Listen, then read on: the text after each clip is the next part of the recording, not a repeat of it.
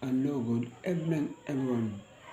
To all my dear followers and amiga.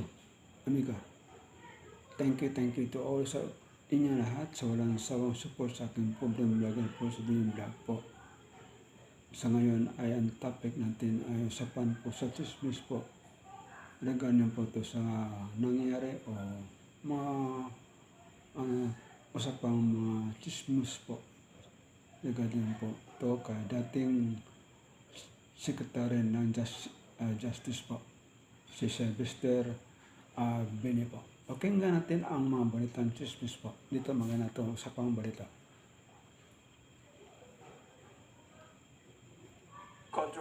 News that you were allegedly offered a 1 billion. I was offered.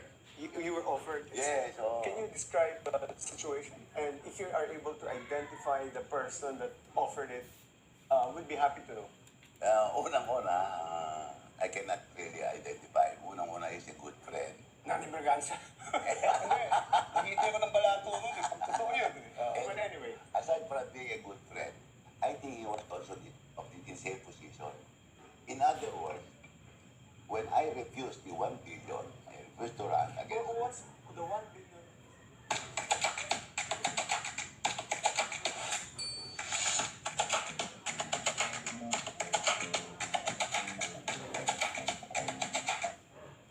He's a former Solicitor General, Justice Secretary, a former Labor Secretary, a long-time lawyer of former President Rodrigo Duterte, Secretary Silvestro Bello. May man.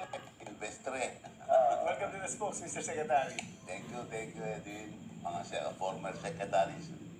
Pare-pareho tayo. Mas matanda lang ko kayo na Secretary sa akin. Apat ako naging Naka-apat ko kayo. So you have 4 terms. Si Fidel Ramos, si GMA, saka si Pierre Under Henry, Cory, you were. our Secretary of Justice. Oh, okay. And Ano then, FPR? Solicitor General and Secretary of Justice. So, under GMA, Cabinet Secretary, Yes. muna, no? Oo, magkasama po tayo. sige pang ulo to eh.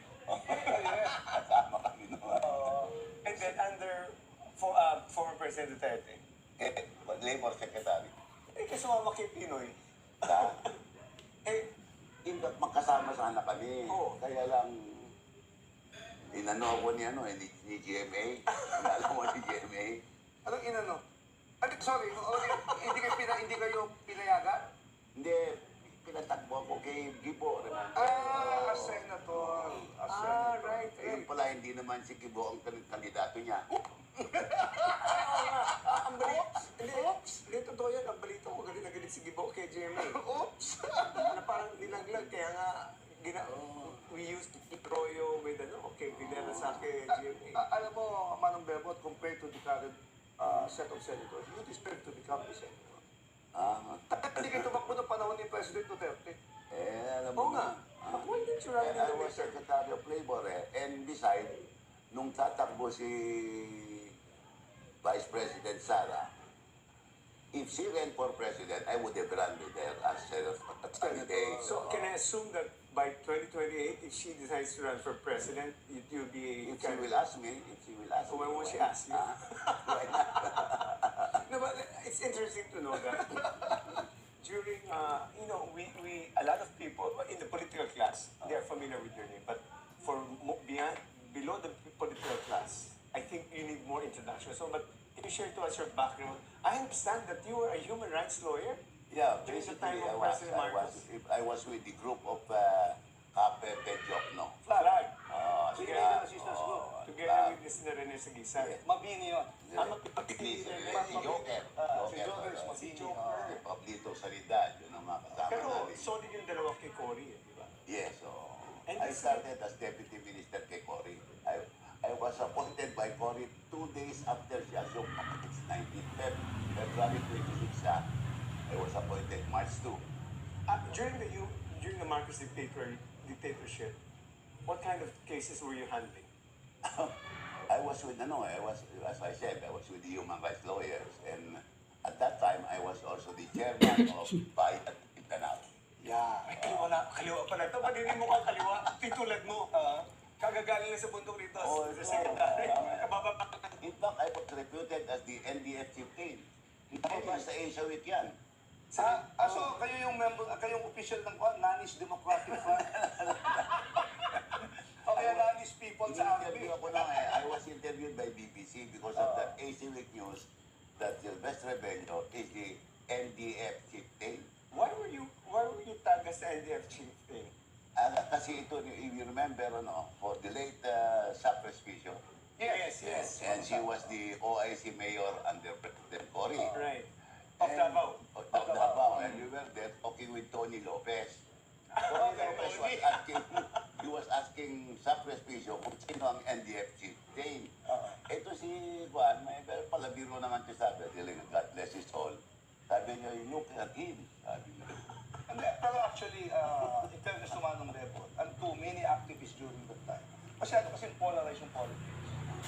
You know, yung mainstream politicians were already joining yung mga street rally because of the dictatorship. So in other words, yung distinction hindi mo na makita. So how did you manage to get into the good graces of President Cory Aquino? In addition to that, butante ho ba kayo ng Davao? Ah? Butante ho ba kayo ng Davao? Yeah, we were I was with the... No, wait, are you asking now? Oh, ma-remember yun during the election of Yes 1986. ko nga eh. Si Joe Medina was the head of the operation kontra Bandaraya. Okay. I was his Mindanao chairman. Okay.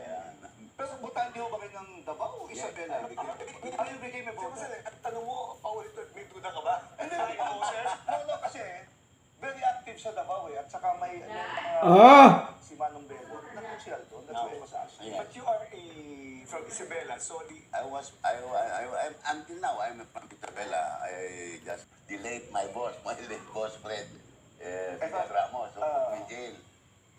uncle nito. Ito rin, may shipokil eh. That's why when I read Sinihip naman ako ni FBI. remember mo, I read with FBI 1992. Yes. Dahil si Frank, the Frank Pintelon, who was supposed to run for senator, withdrew because his candidate was Mitra. LDP. When President Cory choose, FBI. Ramos, Tao. nag-withdraw siya and then nito niya ako. si That's why Manong tinatawag ako ni the late President Cory, God bless his soul. Sinabi niya, Bebot, wala kaming kandidato pala kay AD sa Region 2 and Region 11. And you Okay. fit in there. Yes. Sabi ko, ma'am, okay lang, siyempre, paano kayong presidente ko eh. Pero ma'am, yan si Ramos, kinulong ako eh. Alam mo ang sagot niya, you will be surprised. Sabi niya, ikaw naman, Bebot, kinulong ka lang. Asawa ko nga, pinatay.